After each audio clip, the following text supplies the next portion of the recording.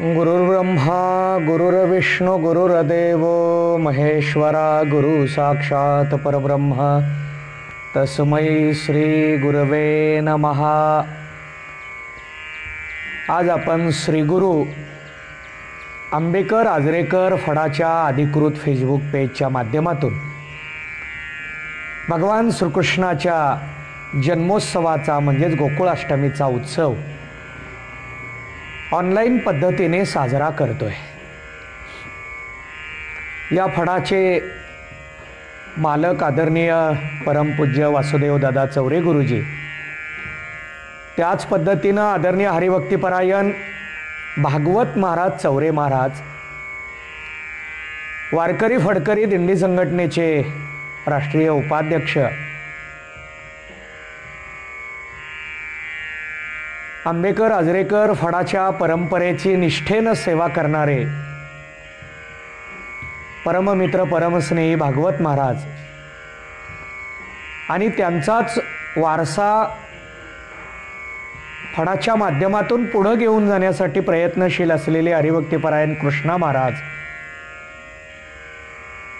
यांनी ऑनलाईन पद्धतीने गोकुळाष्टमी करण्याचा संकल्प केला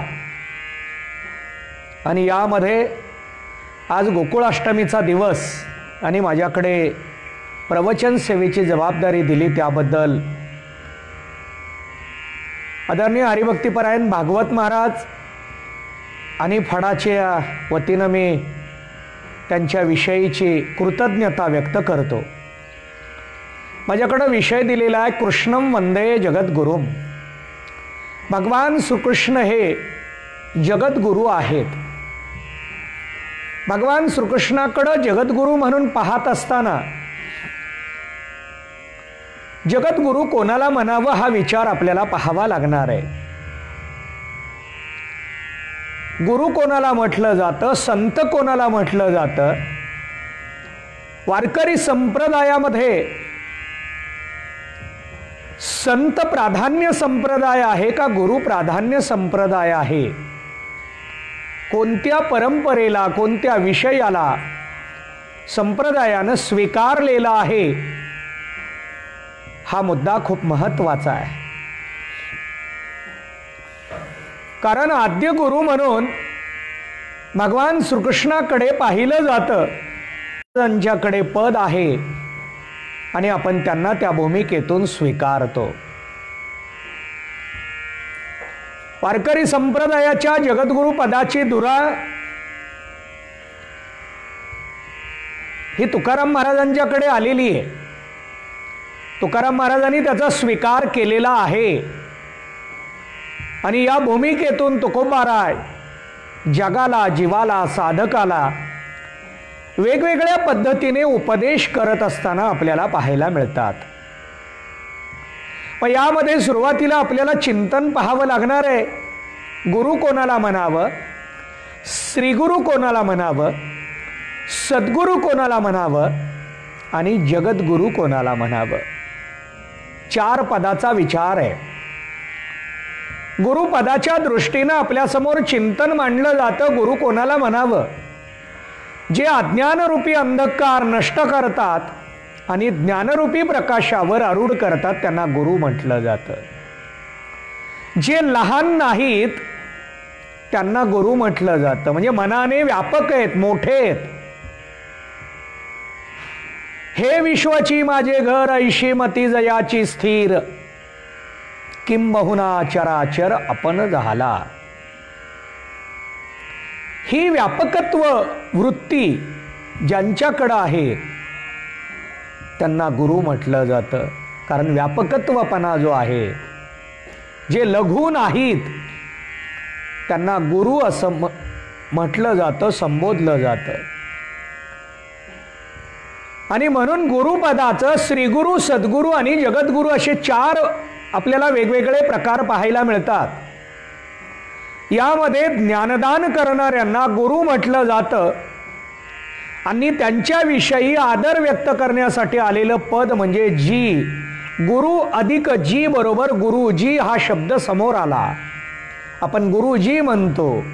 गुरुजी हा शब्द पूर्वी ज्ञान दान करणाऱ्यांसाठी उपयोगात आणला जात होता आणि म्हणून आज सुद्धा संगीत क्षेत्रामध्ये जे संगीताचं, वादनाचं, गायनाचं ज्ञान दान करतात त्यांना गुरुजी म्हणण्याचीच पद्धत आहे. प्रवचन कीर्तनकार मंडळींना सुद्धा गुरुजी म्हणण्याची पद्धत आहे, पण व्यापक पद्धतीनं त्यांना त्या पद्धतीचा गुरुजी हा शब्दप्रयोग पाहायला मिळत नसला तरी त्यांना काही भागामध्ये गुरुजी असं म्हटलं जातं. ज्ञान दान करणाऱ्यांना गुरुजी म्हटलं जातं. मग गुरुजी हे काय करतात तर आपल्याला ज्ञान दान करतात.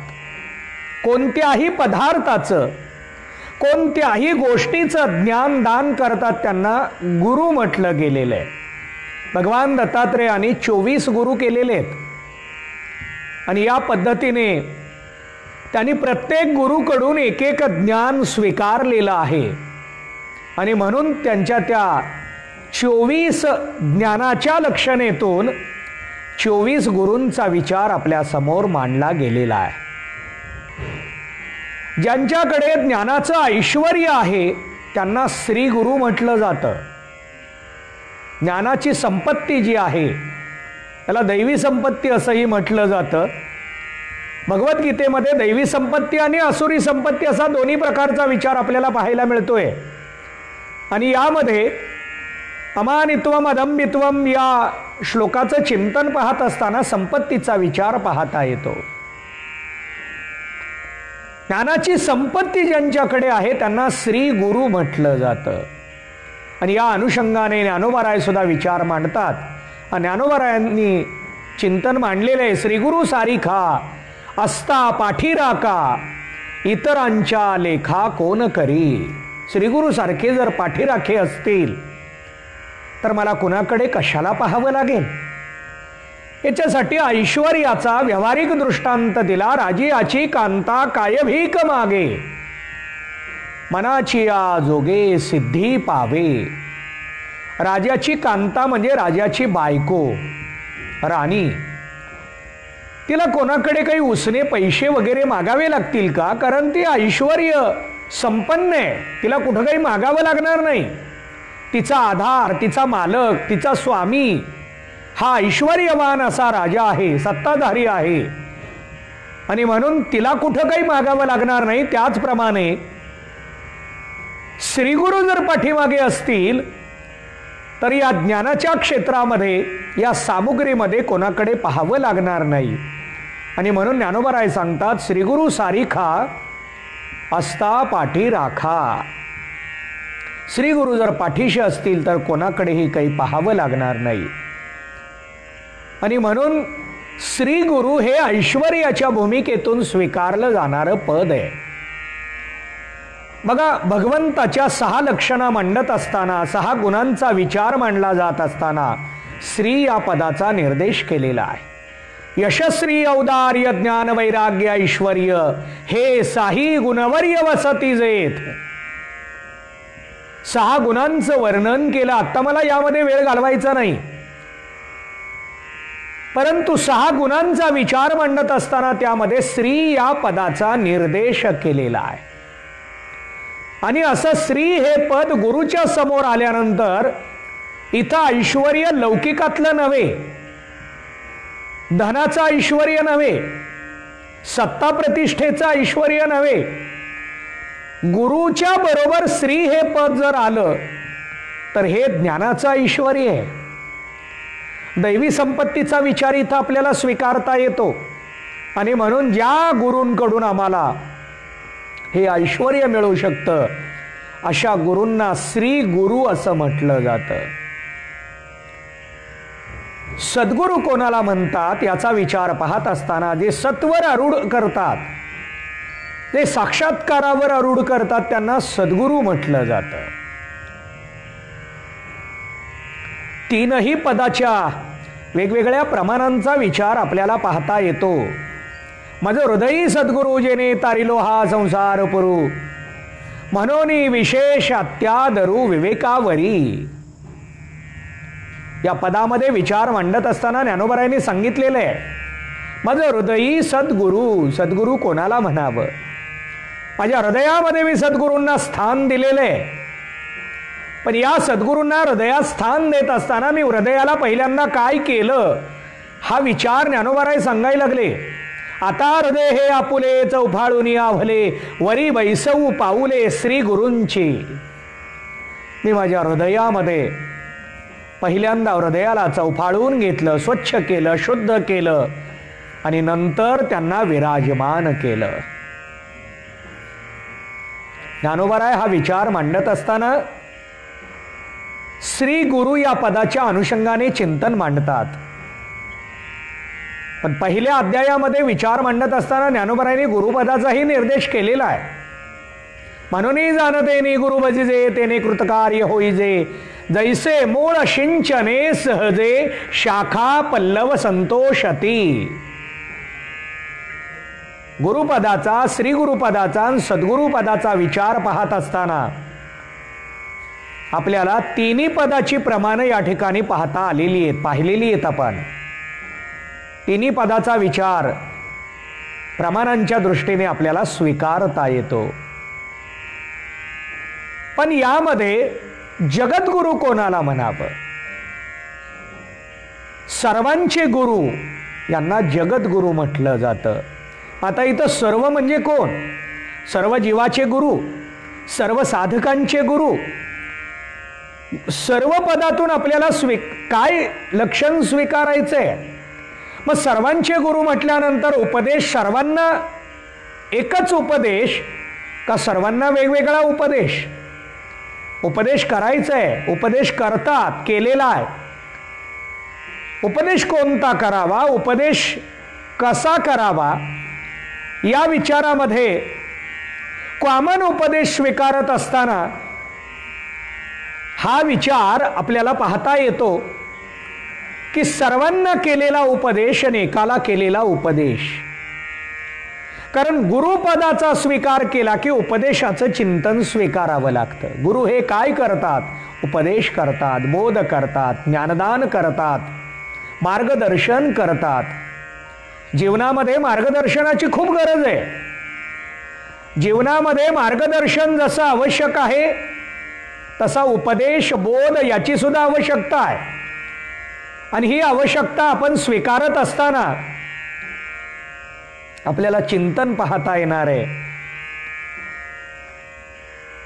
की जगाला उपदेश कोणता करावा, साधकाला कोणता करावा, लोकांतातला उपदेश कोणता, एकांतातला उपदेश कोणता, हे चिंतन खूप महत्वाचं आहे.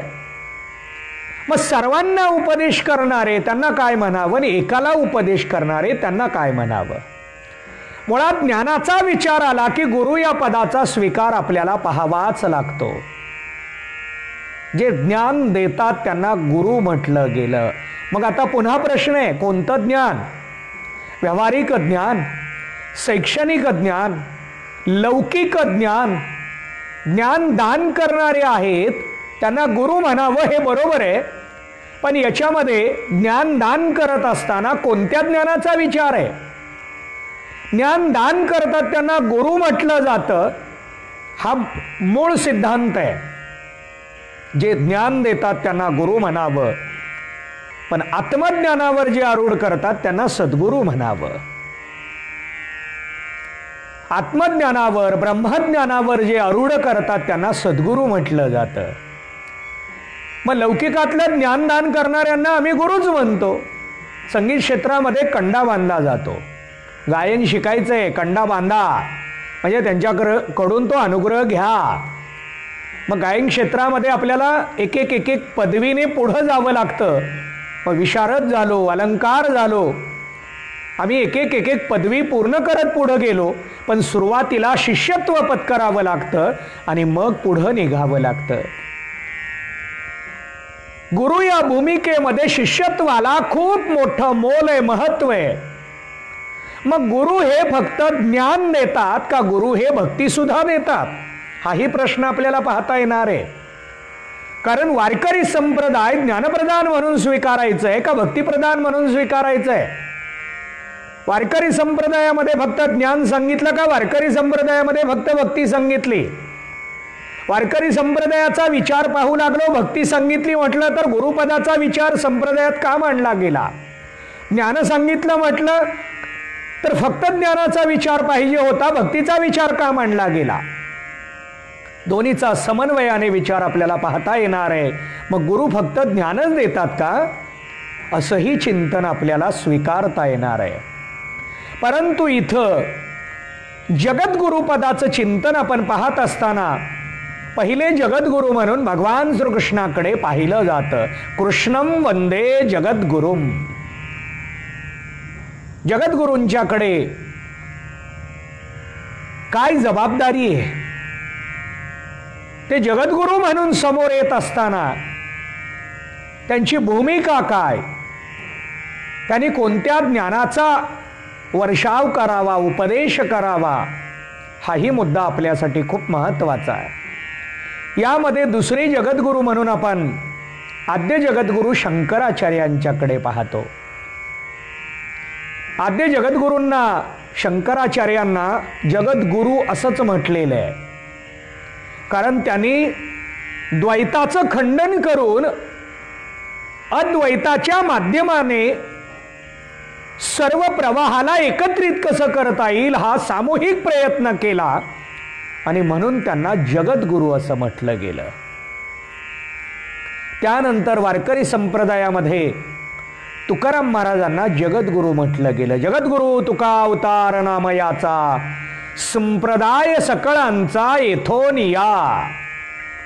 तुकोबारायांना जगद्गुरु असं संबोधलं गेलेलं आहे. तुकोबारायांच्याकडे वारकरी संप्रदाय हा जगद्गुरु या भूमिकेतून पाहतो.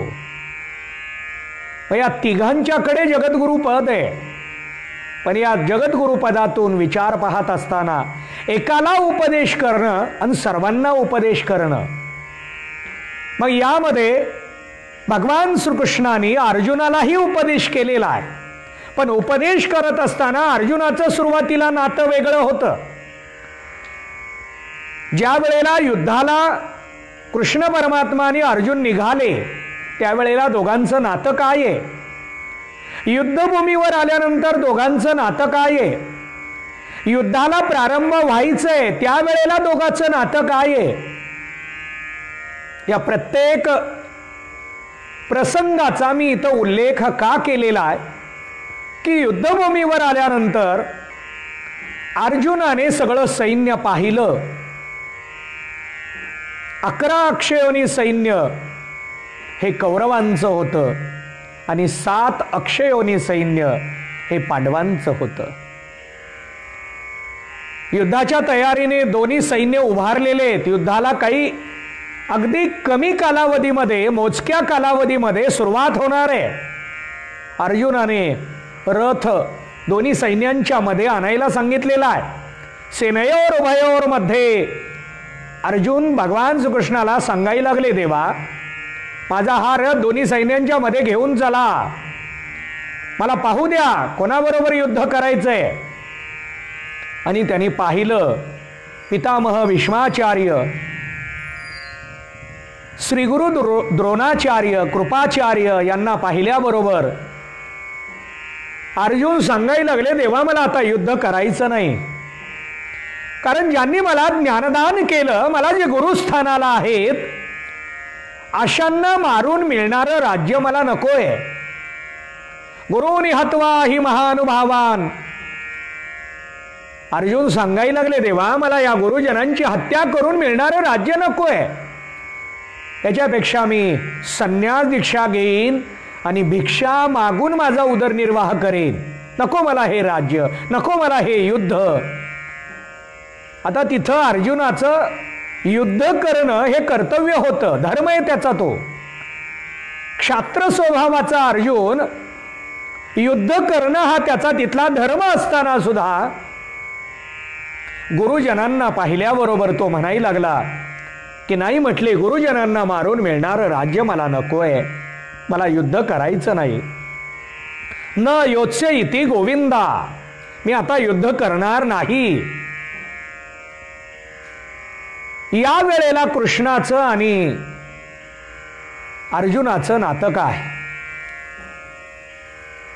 या दोघांच्या नात्यातून ज्या वेळेला अर्जुनाने नातं बदललं, श्रीमद भगवद्गीतेचा 2रा अध्याय, आणि त्यामध्ये अर्जुन देवाला सांगायला लागले, कार्पण्य दोषोपहत स्वभाव पृच्छामि त्वां धर्मसम्मूढ चेतः यश्रेयशान निश्चितं ब्रूहि तन्मे शिष्यस्तेहं शाधिमां त्वां प्रपन्नम. देवा, मी आजपासून तुम्हाला माझं गुरुस्थान, माझ्या गुरुच्या स्थानाला स्वीकारतोय. माझे तुम्ही आजपासून गुरु आहात आणि मी तुमचा शिष्य आहे. शिष्यस्तेहम शाधिमां त्वां प्रपन्नम. तोपर्यंत कृष्ण परमात्मा गप्प होते. 2ऱ्या अध्यायातील 8व्या श्लोकापासून अर्जुनाने आपला परिहार सुरू केला आणि मग 2ऱ्या अध्यायातील 11व्या श्लोकात कृष्ण परमात्म्याने बोलायला सुरुवात केली. श्री भगवान उवाच असोचानन्वसोचस्त्वं प्रज्ञावादांच भाषसे गतासून गतासूच नानुशोचन्ति पंडिता. मला आत्ता या श्लोकाचा अर्थ मांडण्यात वेळ घालवायचा नाही, तर मला हे चिंतन मांडायचं आहे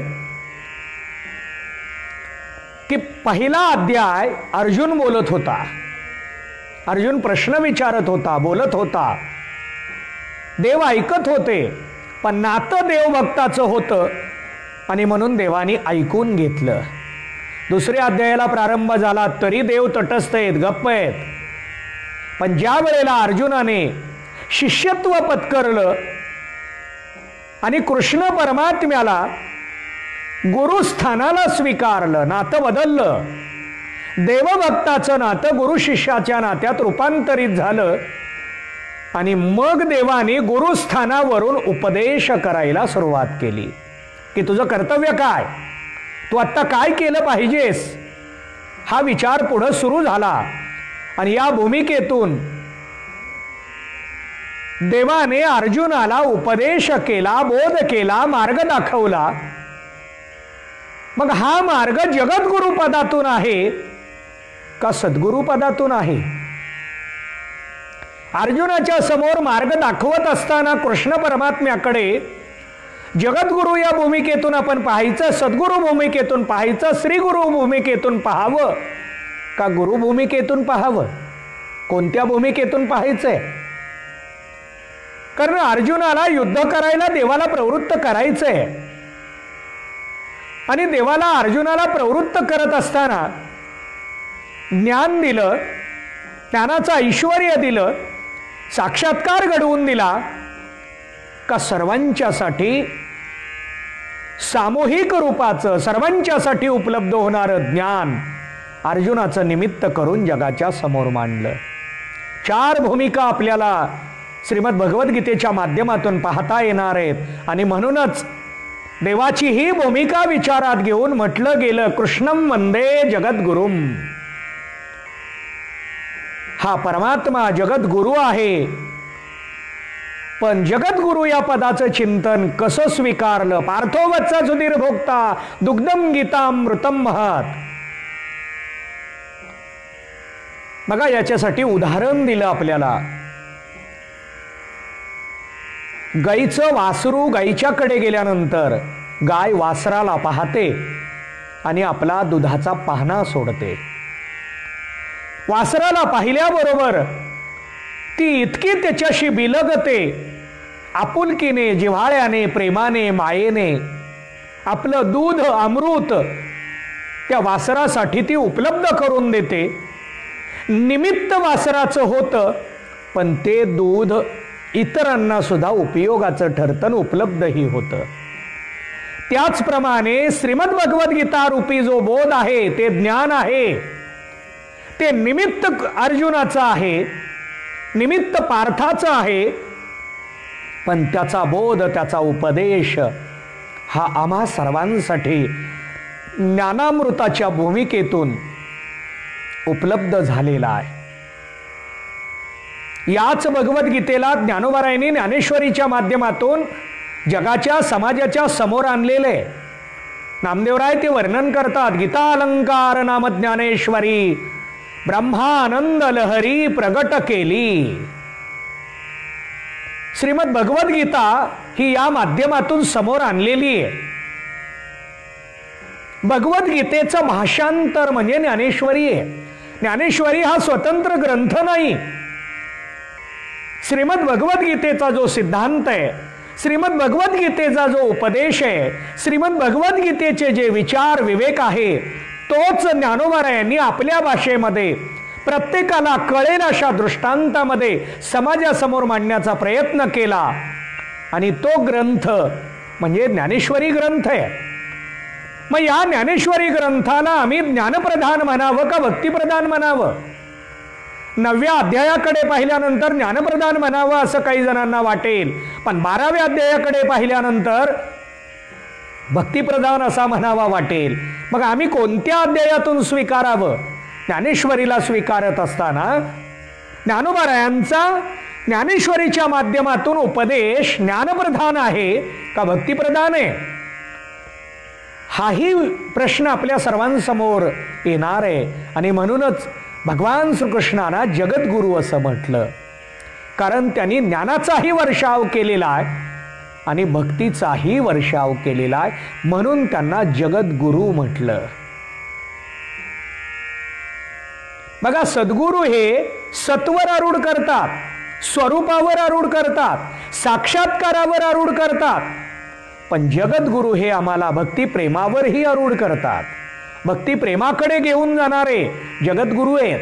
आणि म्हणूनच भगवान श्रीकृष्णाने आम्हाला भक्तिप्रधानता सुद्धा सांगितलेली आहे.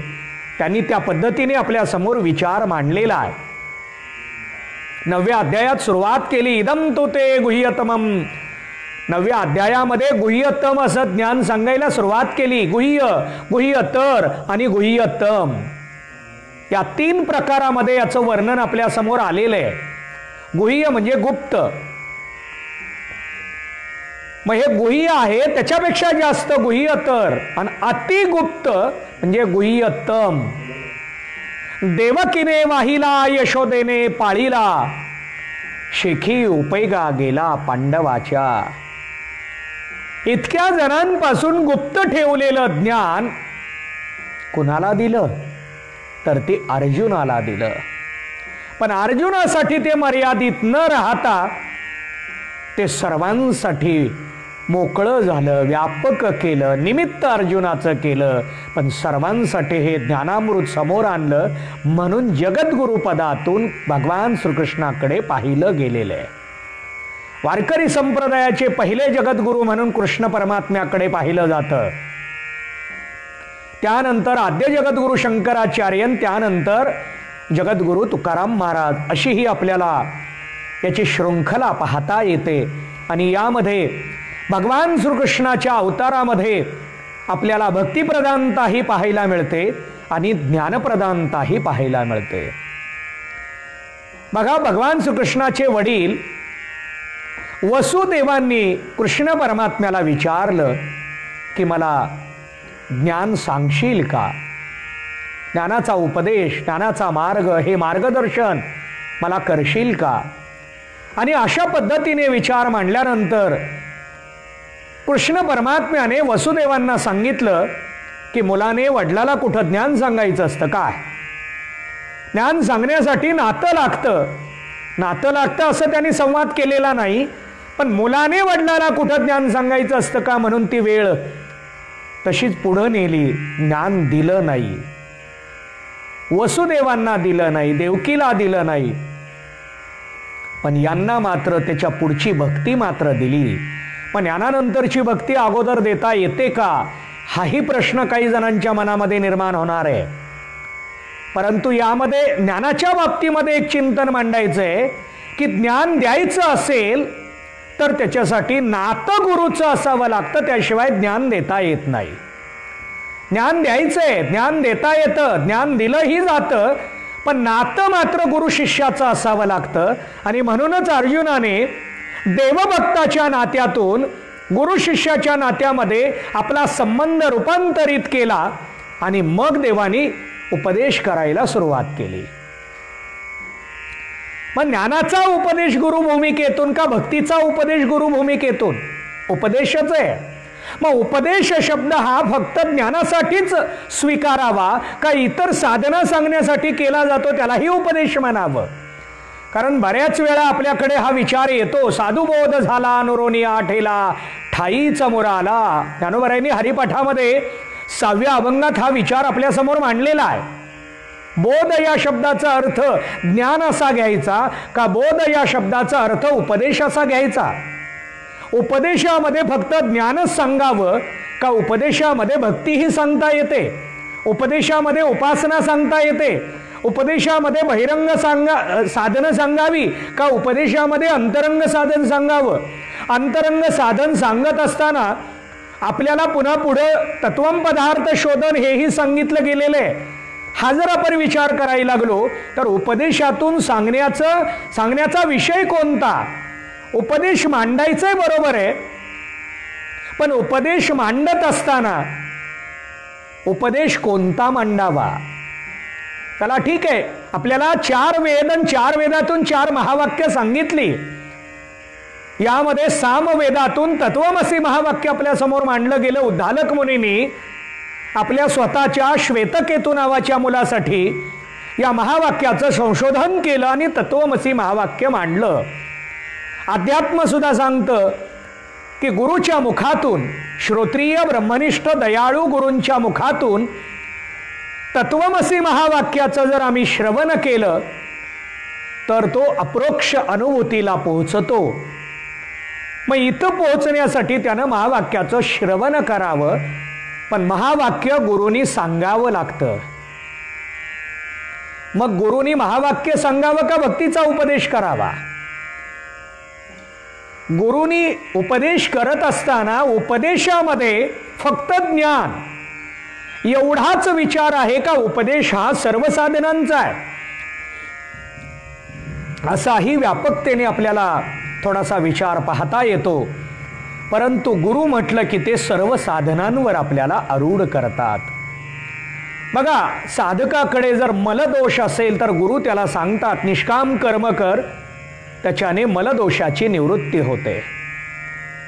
जर साधकाकडे विक्षेप दोष असेल तर गुरु त्याला उपदेश करतात की निष्काम उपासना करून विक्षेप दोषाची निवृत्ती करता येणार आहे. योगाच्या माध्यमातून चित्ताची शुद्धता प्राप्त करून घेता येणार आहे. आवरण दोषाच्या निवृत्तीसाठी अज्ञानरूपी अंधकारातून निघायचं असेल, बाहेर पडायचं असेल, अज्ञानरूपी अंधकाराला नष्ट करायचं असेल तर ब्रह्मज्ञानाची गरज आहे. आणि अशा या ब्रह्मज्ञानाचाही विचार गुरूंच्याकडूनच मांडला गेलेला आहे. म्हणजे कर्म असेल, उपासना असेल, योग असेल, ज्ञान असेल, नवे नवे भक्ती असेल, या सर्व साधनांचा उपदेश गुरूंकडून केला जातो. मग गुरुपदाचा विचार आणि संत पदाचा विचार, संत ही लक्षणा कशी जन्मली, कुठून जन्मली? का ज्यांना संत म्हणावं त्यांनाच गुरु म्हणावं, ज्यांना गुरु म्हणावं त्यांनाच संत म्हणावं का? हे 2 वेगवेगळे शब्द जन्मलेले आहेत. गुरु शब्दाचा मूळ अर्थ आणि संत शब्दाचा मूळ अर्थ काय, असाही आपल्याला या ठिकाणी प्रश्न निर्माण करता येतो. कारण तुकोबारायांनी एका प्रमाणामध्ये 4 वेगवेगळ्या महान अशा अधिकाऱ्यांचा निर्देश केलेला आहे.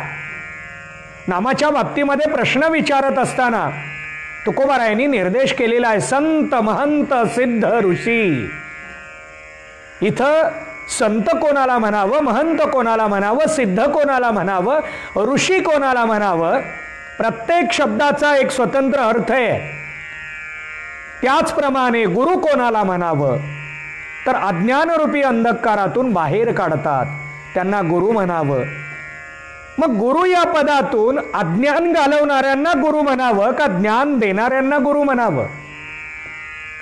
काही जण म्हणतील दोन्हीचा अर्थ एकच आहे. अज्ञान घालवणाऱ्यांना गुरु म्हणावं आणि ज्ञान देणाऱ्यांना तुम्ही असे वेगळे प्रश्न का मांडले?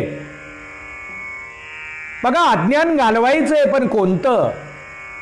स्वरूपाचं अज्ञान वेगळं आणि पदार्थाचं अज्ञान वेगळं. आम्हाला जर इंग्रजीचं अज्ञान असेल तर इंग्रजीचं अज्ञान घालवणारे इंग्रजीचे शिक्षक आहेत, त्यांना आपण गुरुजी असं म्हणतो. गुरुचे ते ज्ञान देतात, पण एका विषयाचं अज्ञान घालवतात. प्रत्येक पदार्थाचं, एकेका पदार्थाचं अज्ञान घालवणं त्यांना गुरु म्हटलं जातं. पण जीवनातलं अनेक जन्माचं, जन्म मरणाला कारण असलेलं, सर्व दुःखाला कारण असलेलं जे अज्ञान आहे, स्वरूपाचं अज्ञान आहे, हे अज्ञान घालवणारे सद्गुरू आहेत. सद्गुरू हे स्वरूपाचं अज्ञान घालवतात, मग आम्हाला त्याचा आनंद घेता येतो. आणि तो आनंद घेण्यासाठी अज्ञानाचा अडथळा आहे, अज्ञानाचं मध्ये आवरण आहे. आवरणाचे 2 प्रकार शास्त्रांनी सांगितलेले आहेत, असत्वापादक आवरण आणि अभानापादक आवरण. असत्वापादक आवरणाच्या निवृत्तीसाठी शास्त्रानं परोक्ष ब्रह्मज्ञान सांगितलं आणि अभानापादक आवरणाच्या निवृत्तीसाठी शास्त्रानं अपरोक्ष ब्रह्मज्ञान सांगितलं. पण अपरोक्ष ब्रह्मज्ञानाचा विचार मांडत असताना, गुरुमुखातून तत्वमसी महावाक्याचं श्रवण करत असताना कछुक मल विक्षेप के होते, किंचित मल जर दोष असेल तर त्यांना दृढ अप्रोक्ष होत नाही. तर तिथं पुन्हा दुसरा प्रकार मांडला, अदृढ अप्रोक्ष ब्रह्मज्ञान आणि मग दृढ अप्रोक्ष ब्रह्मज्ञान. चला ठीक आहे, मला चिंतन मांडायचं आहे की ज्ञान देणारे गुरु असले तरी एका पदार्थाचं अज्ञान घालवणाऱ्यांना गुरु म्हटलं जातं, या ज्ञानाची संपत्ती देणाऱ्यांना श्रीगुरु म्हटलं जातं, स्वरूपाचं अज्ञान घालवणाऱ्यांना सद्गुरू म्हटलं जातं आणि सामूहिक अशा रूपानं ज्ञानदान करणाऱ्यांना जगद्गुरू म्हटलं जातं. 4 प्रकारची भूमिका आहे. आणि म्हणून पहिले जगद्गुरू या भूमिकेतून भगवान श्रीकृष्णाकडे पाहिलं जातं आणि म्हणून त्यांना प्रार्थनेतून वंदन केलं. कृष्णं वंदे जगद्गुरुम, भगवान श्रीकृष्णाला वंदन केलं. बघा, श्रावण महिन्यामध्ये कृष्ण पक्षामध्ये अष्टमीला भगवान श्रीकृष्णाचा जन्मोत्सव आहे. आजच्या दिवशी ज्ञानसम्राट कैवल्यगण ज्ञानोबरायांचा सुद्धा जन्मदिवस आहे आणि दोघांची जयंती आज वारकरी संप्रदायामध्ये साजरी केली जाते. या कोरोना व्हायरसमुळे लॉकडाऊन मोठ्या प्रमाणात आहे आणि महाराष्ट्रामध्ये आपली मंदिरं खुली केलेली नसल्यामुळं अनेकांना गोकुळाष्टमीसाठी अडथळे निर्माण झाले.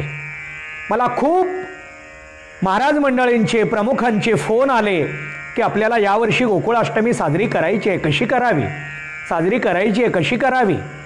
सामूहिकरित्या मंदिरातली गोकुळाष्टमी साजरी करता येत नसली तरी घराघरामध्ये प्रत्येकाने गोकुळाष्टमी साजरी करावी, आपला आनंद घ्यावा. गोकुळाष्टमी साजरी करण्यासाठी भगवान श्रीकृष्णाचं स्मरण करणं हीच खऱ्या अर्थानं आपली गोकुळाष्टमी आहे, कृष्ण परमात्म्याचा जन्मोत्सव आहे. आणि त्याच पद्धतीने श्रीगुरु आंबेकर आजरेकर भडाच्या माध्यमातून सुद्धा गोकुळाष्टमी साजरी करावी हा विचार सुरू झाला आणि 2 सत्रामध्ये प्रवचनमाला घेतली गेली. या प्रवचनमालेच्या माध्यमातून ज्ञानदानाचं काम करत असताना सध्याच्या सोशल मीडियाचा उपयोग करून ऑनलाईन पद्धतीने सुद्धा आम्ही वारकरी संप्रदाय टिकवून ठेवू शकतो हा एक आदर्श या माध्यमातून उभा केलेला आहे. बघा, संप्रदाय खंडित झाला नाही, परंपरा कधीच खंडित होत नाही. सामूहिक रूपाची मंदिरात एकत्रित होऊन अष्टमी साजरी होत नसली तरी ऑनलाईन पद्धतीने सामूहिकपेक्षा जास्त संख्येनं भाविक मंडळी ऑनलाईनवरून या प्रवचनाच्या माध्यमातून श्रवण करून सामूहिक रूपानं अष्टमी साजरी करतायत. आणि यामध्ये माझ्याकडं जबाबदारी दिली आणि त्या माध्यमातून मी माझा विचार मांडतोय, कृष्णं वंदे जगद्गुरुम. मग भगवान श्रीकृष्णांना पहिले जगद्गुरू म्हणून आपण स्वीकारलं आणि पहिले जगद्गुरू म्हणून कृष्ण परमात्म्याने उपदेश केला. उपदेश करत असताना अर्जुनाला कर्म सांगितलं का अर्जुनाला उपासना सांगितली? कृष्ण परमात्म्याने अर्जुनाला ज्ञान सांगितलं का अर्जुनाला भक्ती सांगितली? प्रत्येक साधनेचा विचार भगवद्गीतेच्या माध्यमातून पाहत असताना कर्माचा विचार मलदोषाच्या निवृत्तीसाठी, उपासनेचा विचार विक्षेप दोषाच्या निवृत्तीसाठी, ज्ञानाचा विचार आवरण आणि अज्ञानाच्या निवृत्तीसाठी आणि हे सगळं गेल्यानंतर दोष निवृत्तीनंतर मग भक्ती करण्यासाठी पुढं भक्तीचा उपदेश केला. आम्हाला भक्ती करायची आहे आणि ही भक्ती करण्यासाठी अज्ञान घालवावं लागतं. बघा, अज्ञान घालवायचंय. अज्ञान गेल्याशिवाय भक्ती करू शकत नाही. आणि अज्ञान घालवण्यासाठी शास्त्रही सांगतं, संतही सांगतात, ज्ञानाशिवाय दुसरा मार्ग नाही.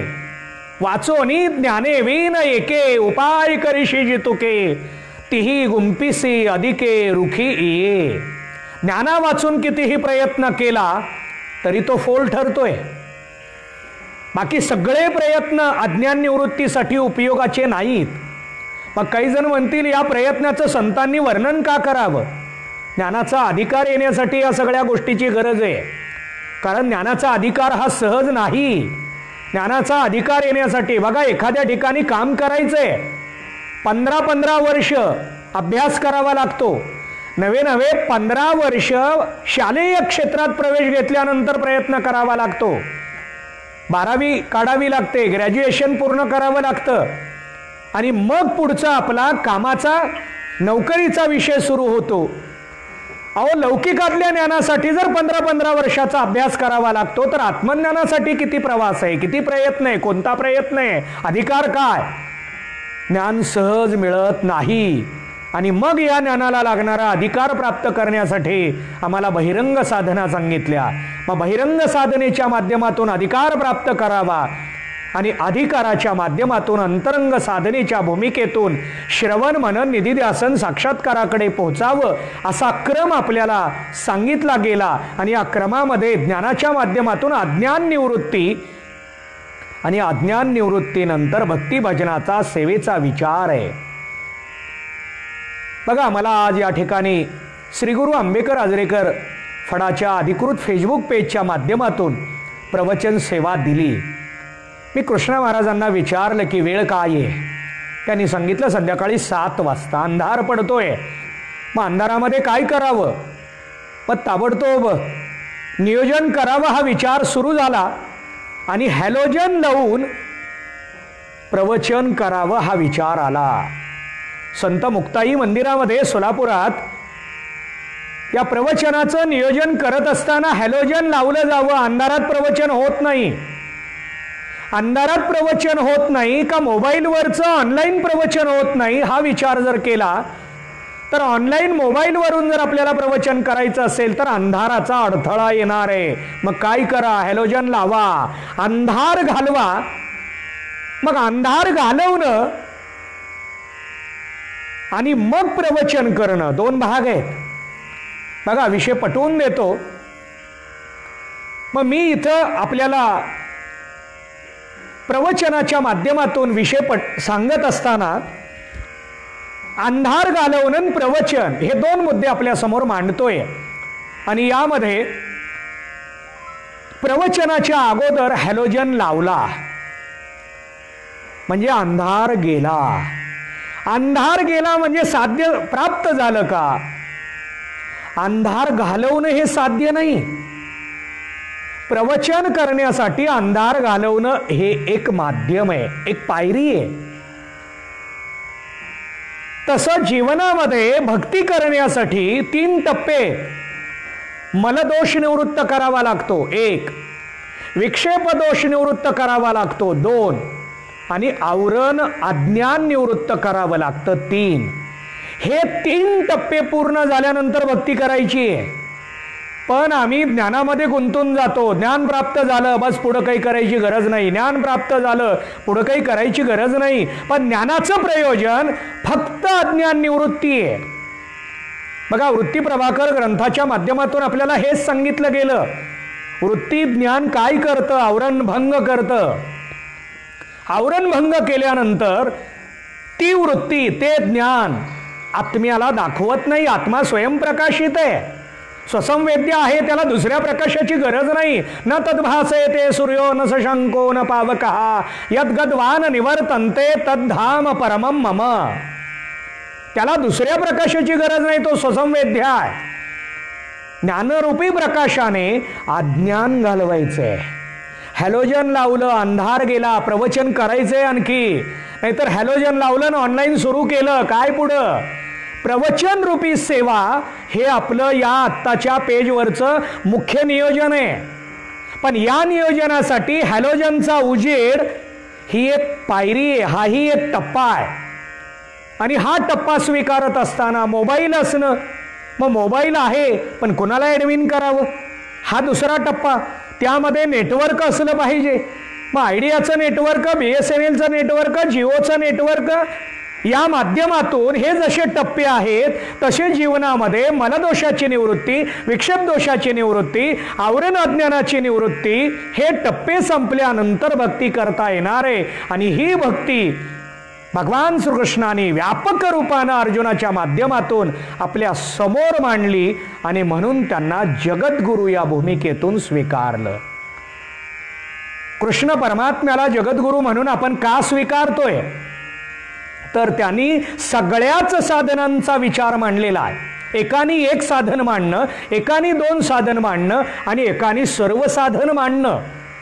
सर्व साधनांमध्ये भक्तीला धरून सर्व साधनं मांडली तर जगद्गुरु पदातून आपण त्यांना स्वीकारावं. या भूमिकेतून कृष्ण परमात्म्याला जगद्गुरु म्हटलं. आज कृष्ण अष्टमी असल्यामुळे या पेजच्या माध्यमातून भगवान श्रीकृष्ण हे जगद्गुरु आहेत आणि त्यांना आपण वंदन करावं. अशा पद्धतीनं कृष्णं वंदे जगद्गुरु या पदातून मला जो विचार मांडता आला मी मांडण्याचा प्रयत्न केला.